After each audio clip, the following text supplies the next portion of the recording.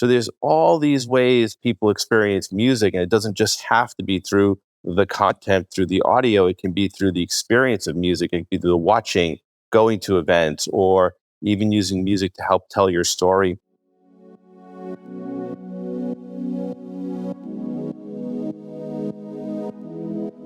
Welcome back to Waves, powered by Arcade, a show for marketers, creators, and entrepreneurs who want to stop chasing the tide and start making waves online. We're your hosts, Mike and Mitzi, and today we're joined by Rebecca Jolly and Joe Belliotti, co-authors of the recently published book, How Music Grows Brands. Rebecca is a global business consultant focused on innovative brand solutions for startups and international enterprises across the music, publishing, and entertainment industries. She's the founder of music strategy and brand consultancy Sounds Nice, and her work has been featured in Billboard, Entrepreneur, and Music Week. And Joe is an industry-recognized leader in the music, brand, and technology spaces. During his time as the head of global music at the Coca-Cola Company, he created globally renowned music campaigns and artist partnerships for the company's portfolio of brands. His thought leadership is featured in media like Forbes and Ad Age, and he is currently the SVP of brand strategy for Mayflower Entertainment. Joe and Rebecca, welcome to the show. Thank you. Thanks for having us. Nice to meet you guys. Of course. Joe, I'm not sure where you are right now, but Rebecca, thanks for joining us in the evening in the UK. We appreciate it. No worries. Pleasure. Joe, where are you, by the way? I am in Los Angeles. Yeah, so it's midday. Yeah, we're really excited to have you both. This has been a long time coming, Joe. I think we've been chatting between us over a year, since over a year ago. The time has finally come, and Rebecca was able to join us as well, which is timely. Let's get into the questions. Maybe you can each take some time to give us the background with your work and your interest in music, and then we can take it from there. Rebecca, do you want to start? Sure. Yes. I mean, my interest in music goes way back from when I was a kid, really, and when I was a teenager. I moved to university in Manchester, which is a city in the UK, which is particularly known for its music scene and the influence it's had on the kind of music across the UK and beyond that. And that's when I really kind of got into it. I used to promote lots of nights and run kind of clubs and things and look after artists up there. And then I moved to London and worked in the agency world, the brand agency world. And it took a bit of back and forth before those two worlds converged. And since then, I guess almost for 20 years or so now, I've always worked in the music and brand space on both sides of it, either working with brands at creative agencies or brands direct, building their music strategy and music programs, or then working on the music side and helping them figure out their commercial propositions and how to work with brands to help them grow their businesses. So I've worked with companies like SFX Entertainment in New York. I also ran Mixmag and Kerrang, which are both British music titles in the US for about 5 years and grew the businesses across New York and LA. And worked with various kind of music companies since, including things like Beatport, a bit of Massive Music with Joe for a while, various others, and some of the biggest brands that are around like AB InBev, Diageo, Microsoft, all those. So yeah, really just a kind of meeting of those two worlds. And until a couple of months ago, I set up my own consultancy where I'm kind of doing exactly that for myself, lots of clients. Very exciting. Joe, what about you? Yeah, sort of a similar story. Always loved music. In bands in high school was terrible. Went to Berklee College of Music because I wanted to get into the music business. Moved out to Los Angeles, started out in music publishing, which was interesting, and then got into music for film and TV, supervising TV shows, soundtracks. And then ad agencies started to call me and ask me to help find music for campaigns. So I got into that, got really interested in that. Moved to New York, started an agency with a friend of mine who managed hip-hop artists. He managed 50 Cent, Diddy, LL Cool J, Busta Rhymes. And we started an agency and went out to brands and helped them connect with pop culture through music. And eventually Coca-Cola became a client of ours. So we started to do all the music work for Coke. And then I joined full-time Coke. I spent 8 years there as the head of music, setting up the partnerships, the strategies, the content programs around all of our campaigns, and traveled the world and found all the interesting ways, we use music to drive the business and connect with audiences in unique ways. And then I left and I started doing consultancy. I spent a couple of years at SongTrader, a music tech company, and now I'm with a company called Mayflower Entertainment. We do music licensing, music booking, celebrity talent, and athletes for brands and agencies. That's so cool. Joe, I'd love to lean into the concept of sonic branding a little bit more. For listeners who might not know, can you explain like what is sonic branding and how does it support kind of like the marketing work that you've done maybe for like Coca-Cola or other brands? Yeah, I like to think of it in the same terms as visual, right? When you see Coke, you see a Coke ad, and you see the packaging, you know it's Coke. The logos, the colors, everything pops. And what the goal is to try to create that same consistency, that same brand experience through the ears, because every brand is connecting with their consumers through sound. The music you use in your advertising, the music you use in your retail space, whatever you're using to communicate with consumers, there's a sound element, especially on TikTok today, which is a sound on platform, unlike the old social media platforms. So you're using all this sound and music as part of your brand identity. So what we try to do is be strategic and thoughtful about it to make sure you're building consistency. People recognize your brand when they hear it. I think the most sort of familiar thing to people about sonic branding is sort of sonic logos. If you think about I'm Loving It, McDonald's, or the Intel Inside logo, those are sort of the most prominent ways, people think about sonic branding, and it's an important way. But it's also become much more because if you think about, for example, the electric car space, how do you create the sound of a car that doesn't have a sound? How do you create the user experience on, a refrigerator, a washing machine, all the things that are in your home? So sonic branding is much more expansive than just the logo, but it starts with the logo. It's a very important part. But again, it all comes back to paralleling it to the visual identity. I don't think we realize as kind of laymen, although I suppose we're not really, but how much sonic branding infiltrates everything we do. I was speaking to someone the other day who, to Joe's point about a car company, they were talking through the fact that, when your wing mirrors go in and out when you park the car, that noise alone has so much consideration. There are like tens of options for car companies to choose from and to get it just right. And I find all that really fascinating. And so much of the work we do is trying to get people to put that sound, music specifically, but also sound consideration first. There was a period where it was always an afterthought, really, and people focus so much on the visual identity and kind of layer in whether it's the music on an ad or a piece of content or the actual sound of the brand itself, layer it in afterwards. And I think that kind of shift and realization, I think lockdown potentially helped that as well. Just that connection to brands and to emotions through sound and music is really important. And that's what we're always kind of trying to push it up the funnel a little bit and make sure brands get that bit right and put priority on that. Yeah, I feel like both of those things sound really important, no pun intended. Like the sound side of things, like in a car versus music and like music licensing and stuff like that. I'm curious because I've never done anything in the industry or held a role in that regard. Like, how do you split it in your mind? Like, do you spend most of your time on music and then like sound is kind of something that gets packaged in, or is it vice versa, or are they equal? Where do they land in a spectrum together for brands? Yeah, it's interesting because it is new to most brands. And what it doesn't have is sort of a common vernacular, right? Because when I think about music in my mind, I think about sound as well. I think it's all musical, right?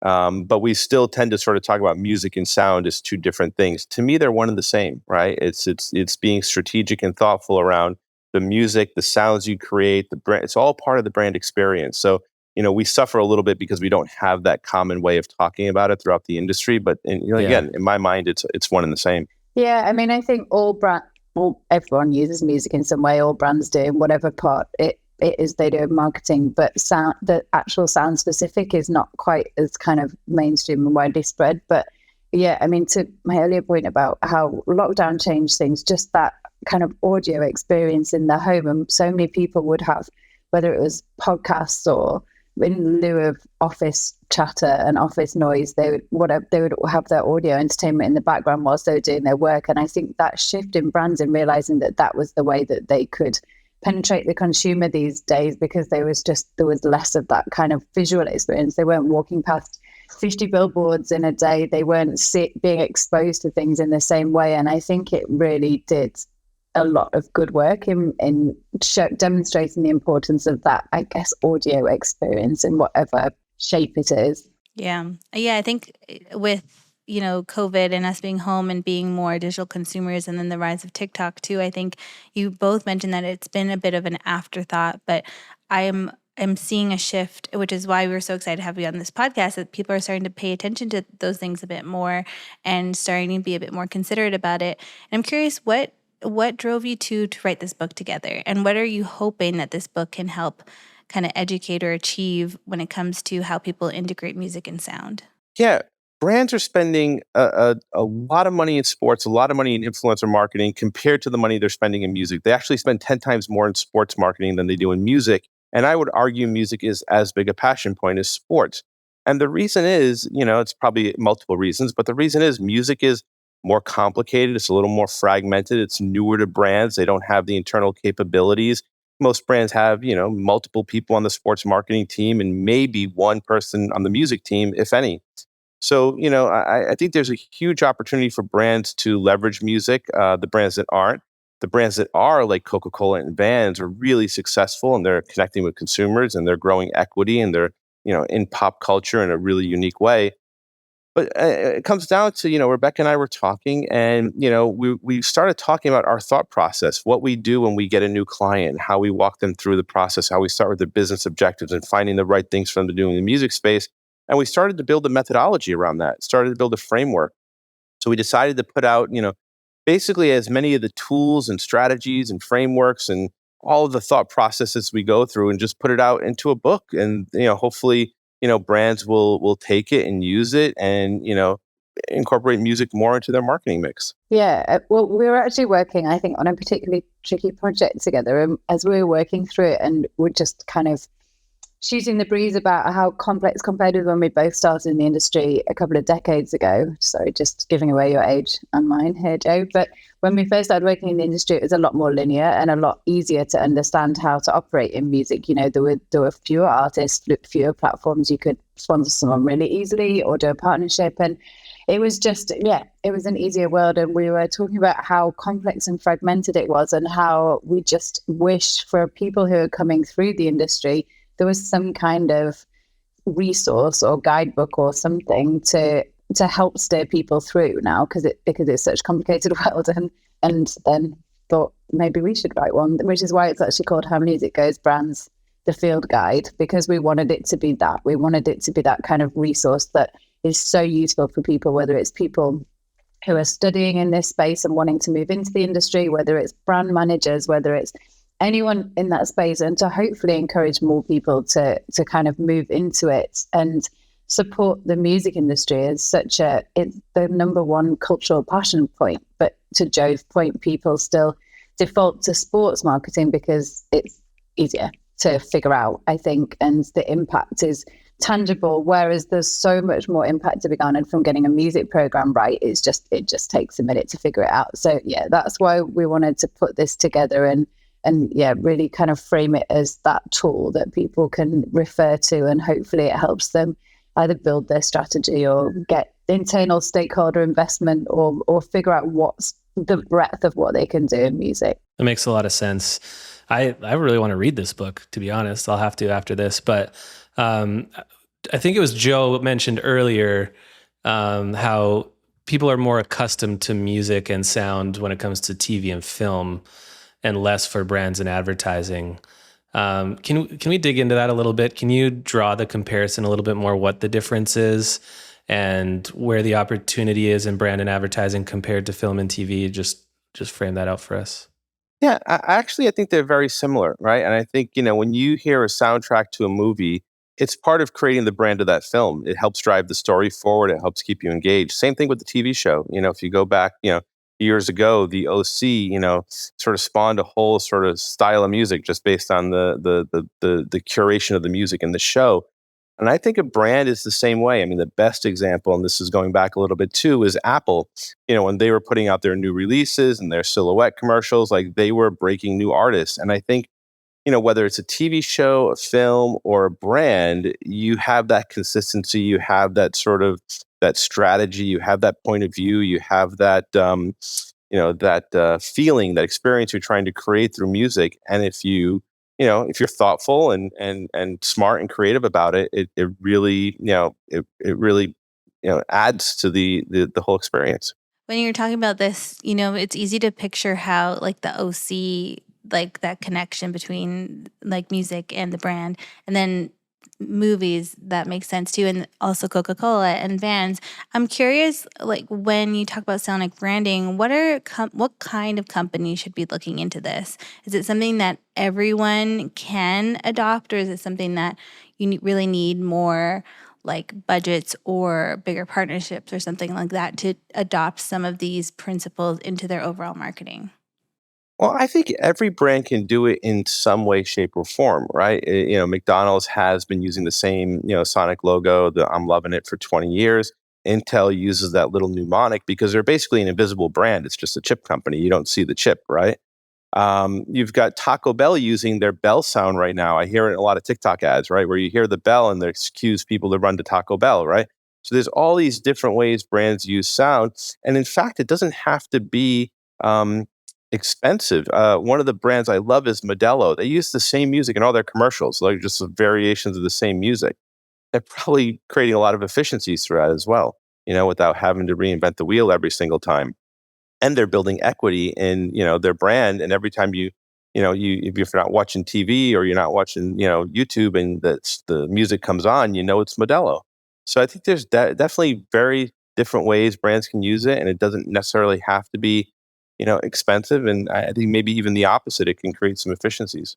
And I think that point kind of led us back to our point about why we kind of wrote the book in the first place, about how fragmented the music scene is, because you used to have a brand who would be creating an ad and they would have to have one of the biggest artists make the song for their ad. And it isn't like that these days. You can work with 5 or 10 different emerging artists who are like at the very beginning of their careers to create the most amazing music and sound or jingle or track for your ad or for your content, and get so much more return from that because they work so much harder as well in terms of what they do to help promote your brand once they're on board with it from the beginning. So I think that kind of notion that to do something like this you have to go with the absolute biggest agency or the absolute biggest artist is not the case anymore, and people can create something really spectacular from a sound and music perspective for their brands by just being a little creative, and find that person on TikTok who you love the music that they've made and kind of get them on board with it to create something for you, and it'll pay kind of dividends, I think, compared with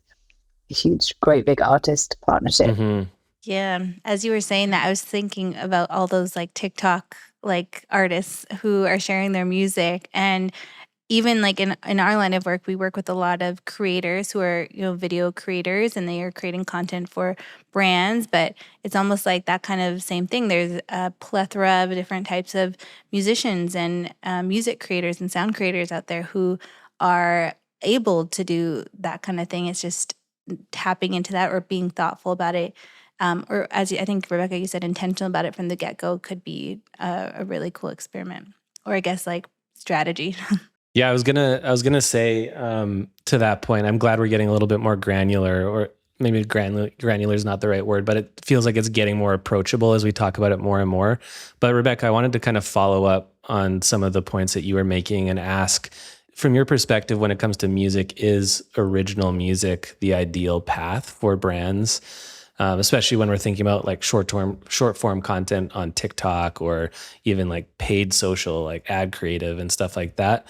And I guess the follow-up question to that is, does licensed or like almost like stock music, I don't know what the right term is for it, from platforms like MusicBed or whatever, does that cheapen the brand sound or anything like that? I don't think so. I think all in any. I think sometimes there can be that huge impact moment when you have either a well-known song or a song that's about to blow up and your brand has been there at the beginning of it, and you have that. But also, like, I think you just need the people internally who really understand what they want their brand to be represented by from an audio perspective, who can make those choices with music and sound that really resonate with the brand and the audience. And it doesn't matter, I don't think, depending on what it's used for, whether it's a really well-known track or whether it's something custom. There's always the benefit that if you create something custom, I mean, Joe and I have both worked on projects where we've worked with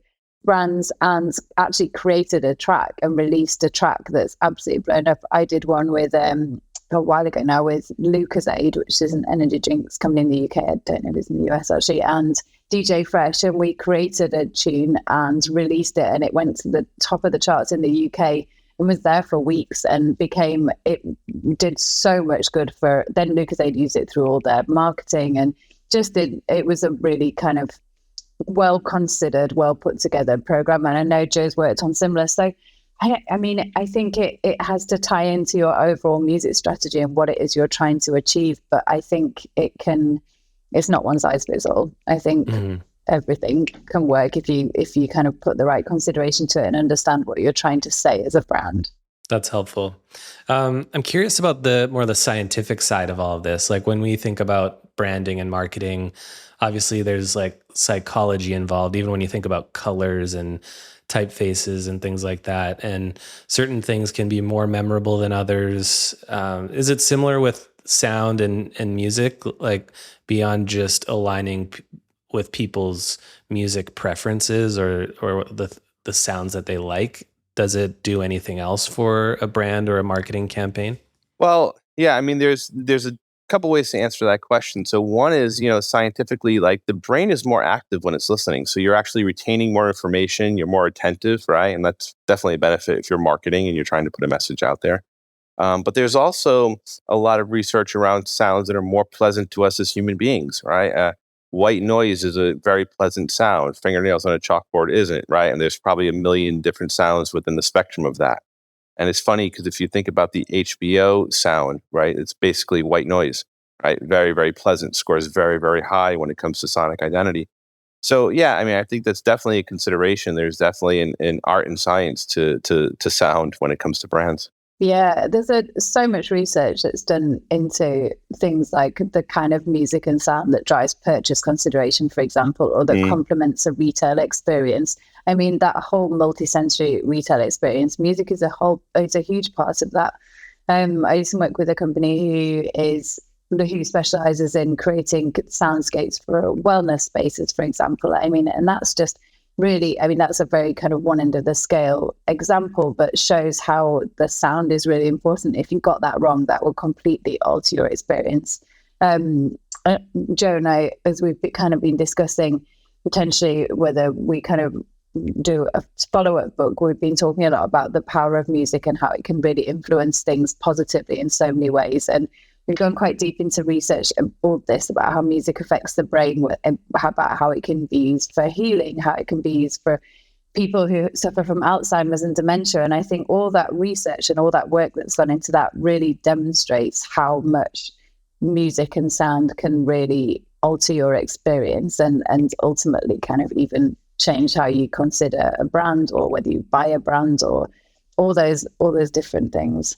Yeah, I can totally relate to sounds at like a spa. Like I pay attention to those things because you're oftentimes your eyes are closed, and you're just like more aware of what's going on around you. But even when I'm shopping too, like sometimes if the music is weird, like I don't know, it just changes the experience. Yeah, it completely does. And the best when brands get it right or retailers get it right is when you almost don't really notice it, but you feel it influencing your mood positively. There's a store, probably shouldn't mention the brand, but like a huge big brand on Oxford Circus in London that should be able to get this right, but the music is always so jarring and so loud and so alienating to most people who go in there. I think it's really detrimental to it, and I always really want to get hold of the person who's in charge of it and kind of work with them on how they can actually create a better experience in that way for their customers. So, but yeah, I mean, if they got the music wrong in a spa, or if they're playing Spotify and an ad comes on it, that's really going to ruin your experience. Absolutely. I'm curious, Rebecca, if you have any examples of brands that do this well. Like I know you mentioned that it's easy to spot when they're not doing it well, but I'm curious, even from a digital experience, are there any brands that you think have kind of nailed integrating sound thoughtfully in a way that like really kind of supports their overall brand? I might need a minute to think about this. I might need to come back to it. No worries. I've got so many examples floating around in my head. It's all good. Or Joe, if you have any that you want to chime into, any examples of brands that are kind of nailing the using sound or music into their branding?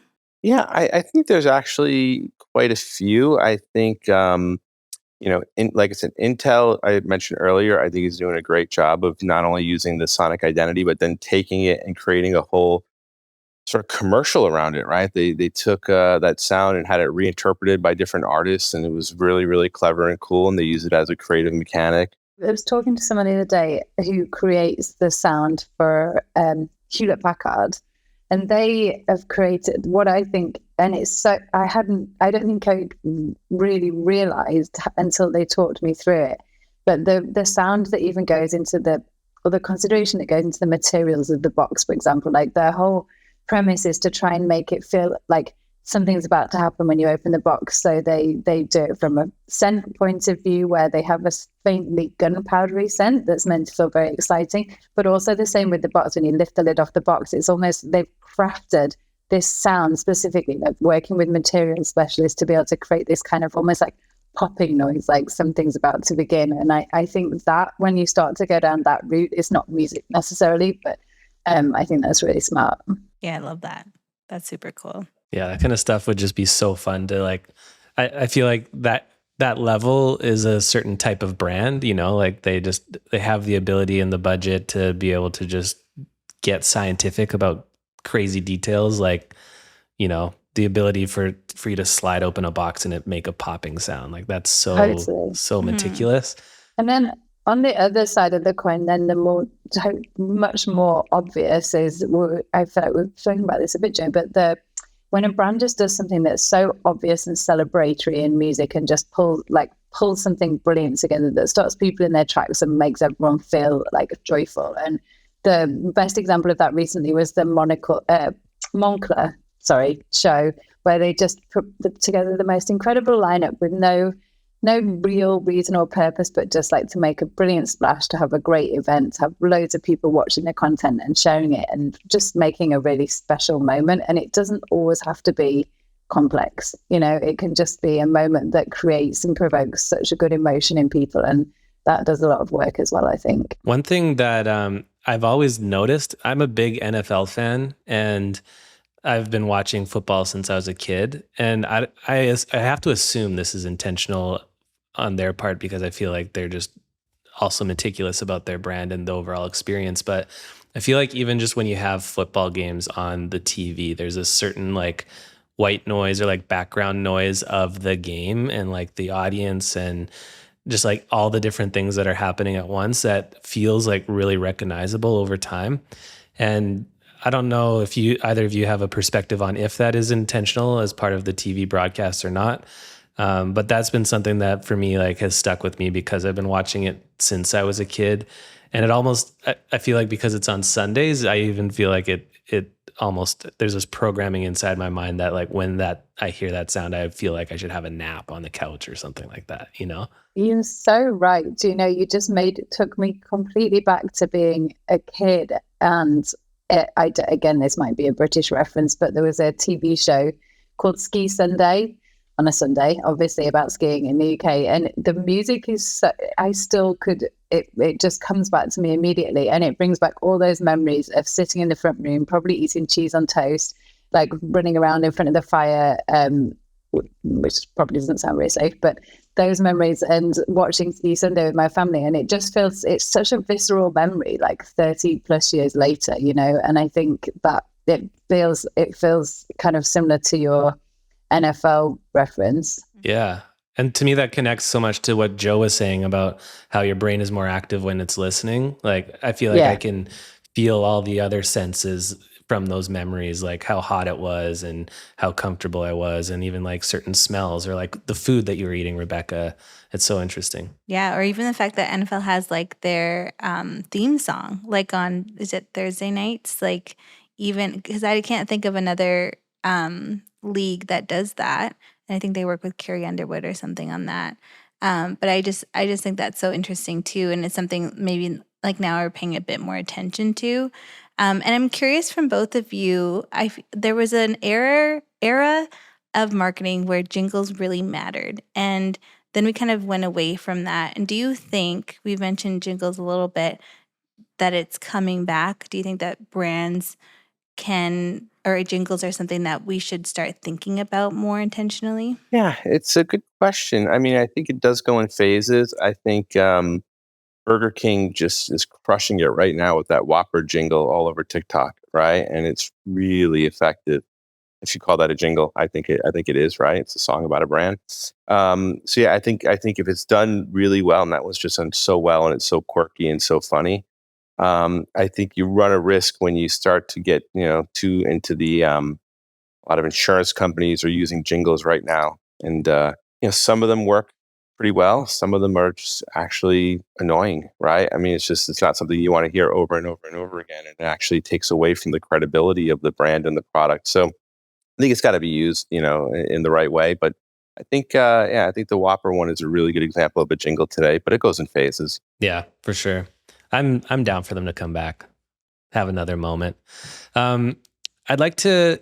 I think a lot of our listeners are more. They work with more like the small to medium sized brands. Some of them are freelancers. Some of them are maybe building small agencies.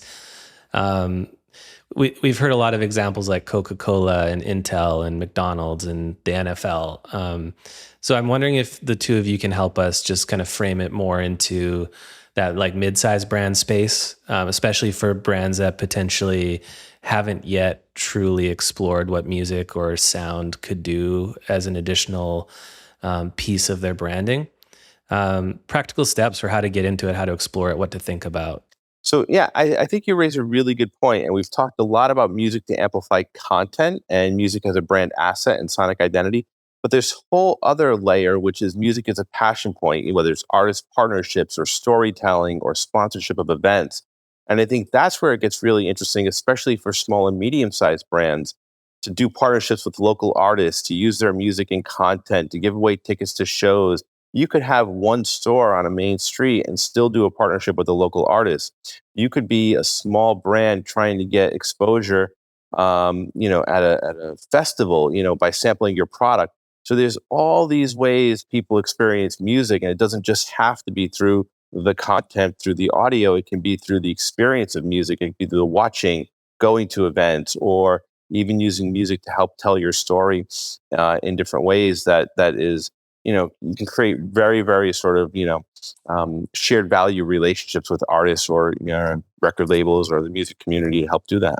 Yeah, I think that's where it gets really interesting and really creative, actually. I think you almost have more freedom to be able to play and experiment a little bit when you're a smaller brand. And I think being there, like Joe says, at like you don't necessarily have to do something like creating music specifically for your brand for a big TV spot. It can, if you think about the kind of audience that you want to connect with through your brand and be there at those moments. That like festivals and music events are a perfect example. Like they're always so receptive to brands being involved for very little money if they're adding some kind of value and enhancing the experience of the audience. And I think that can really pay off. And same with working with artists, don't spend all your money on big artists, like find 5 tiny artists who are going to be so appreciative of that tiny budget to be able to facilitate their creation of something. And from there, always be kind of endowed in a way to your brand and like grateful that your brand supported them when they're on their way up, and the work that they'll do for you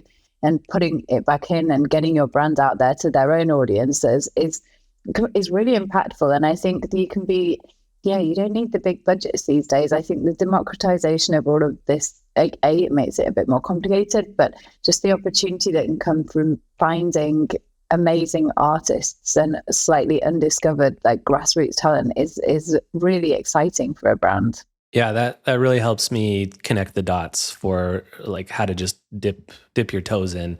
And I think you also bring some memories to mind for us and some of our content. Like we haven't done anything major, but if I think back to things we share on social as an agency, even some of our most engaging content has been music related.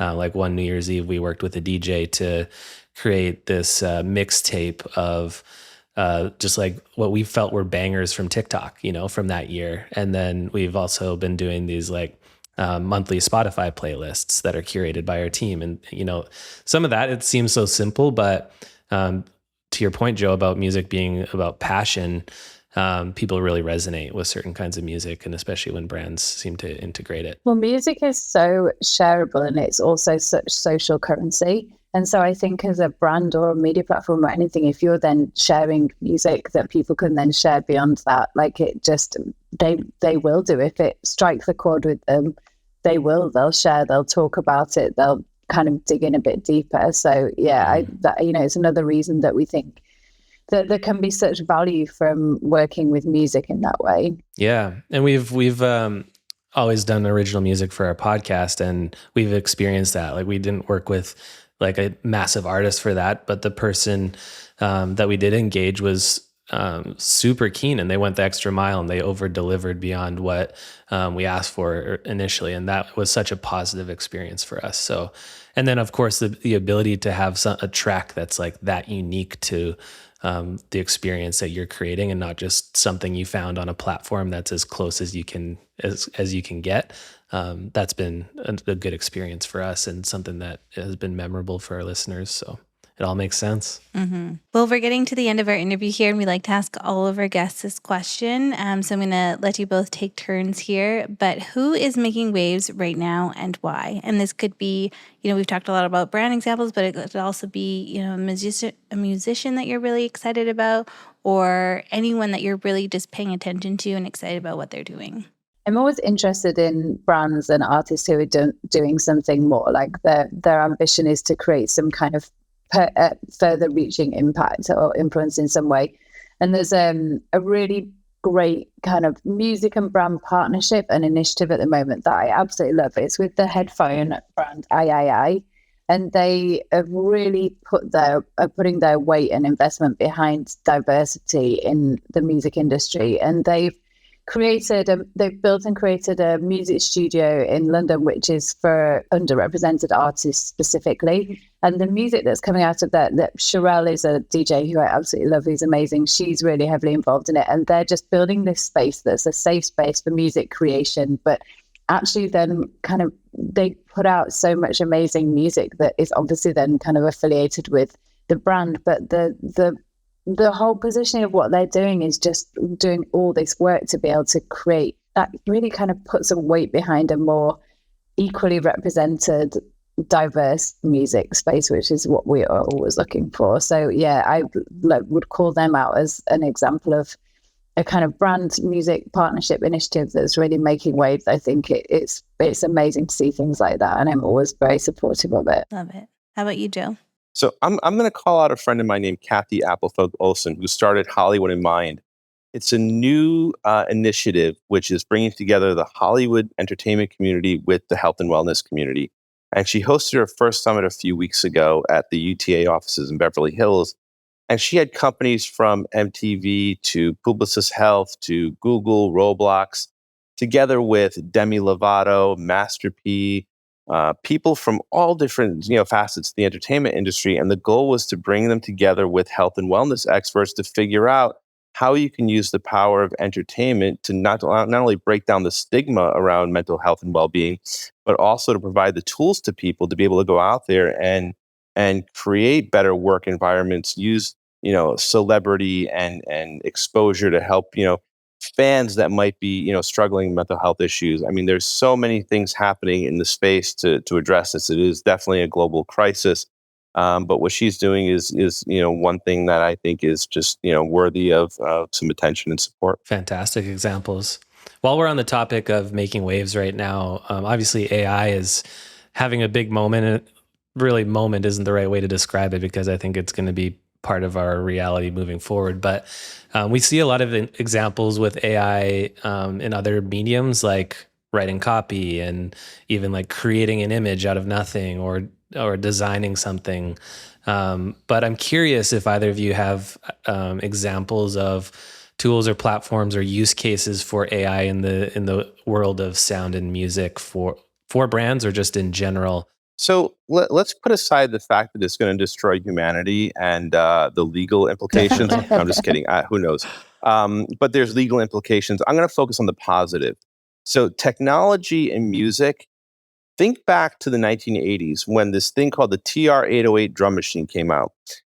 It basically created an entire genre of music in hip hop, right? It had those classic sort of beats and it became the foundation for hip hop music. And I'm sure at the time people were saying, "Oh, it's going to put drummers out of business," right? But what it did is it gave people a way to express themselves and create something through this new technology. So I'm going to parallel that to AI. I'm going to look at AI as a technology that's going to help people express themselves in different ways. So just because I can't strum a guitar or I can't hit a drum or I can't do certain things, physically around music, doesn't mean I don't have something to say and I can't use this technology to help express that. So I think AI could actually be a really, really positive tool in helping, you know, just further music. I don't think it's going to degrade music. I think there are going to be instances where AI is going to create this copycat music and it's going to be like, wallpaper or, whatever art you buy in the art section of Target, right? Which isn't really, created art. It's just whatever, Target decides to sell. But I think there's going to be that element to it. But I also think there's going to be a lot of creativity that happens because of AI, because of its existence. Love to hear it. Awesome. I would love to see a tool like an AI tool that you can give it a bunch of parameters and it'll help you like really hone in on some specific tracks on one of those like vast platforms that really align with what you're looking for, or even better, curates like a few specific artists or composers or something like that produce the kind of sound that you're looking for to align with your brand. I think that would be such a cool opportunity. That's cool. One thing we want to make sure we know before you go is one, where listeners can connect with you after this, and of course, where can they get your book? Yeah, the book is on Amazon and Barnes and Noble and really everywhere books are online. And I'm Joe at howmusicgrowsbrands.com, and Rebecca's Rebecca at howmusicgrowsbrands.com, and of course LinkedIn and all those other platforms out there. And Instagram also. Yeah. A quick Google. What's your handle on Instagram, Rebecca? Mine is, probably should change it. Mine is Jolly, JOLLY 81NY. Nice. Not very catchy. Joe, you don't have to share your Instagram if you don't want to. LinkedIn. It's Joe Belliotti. Awesome. Cool. Well, thank you both for your time. I'm excited to get into this book. I think you really whet the palate for this one and really got our wheels turning on what is possible when it comes to sound and music for brands. Thanks. Appreciate you having us. It was lovely to chat with you both. Hey everyone, thanks for tuning in to Waves. If you enjoyed this episode, you can hit subscribe, give us a thumbs up, or drop a comment. And don't forget to follow along on social at Hello Arcade. See you next time.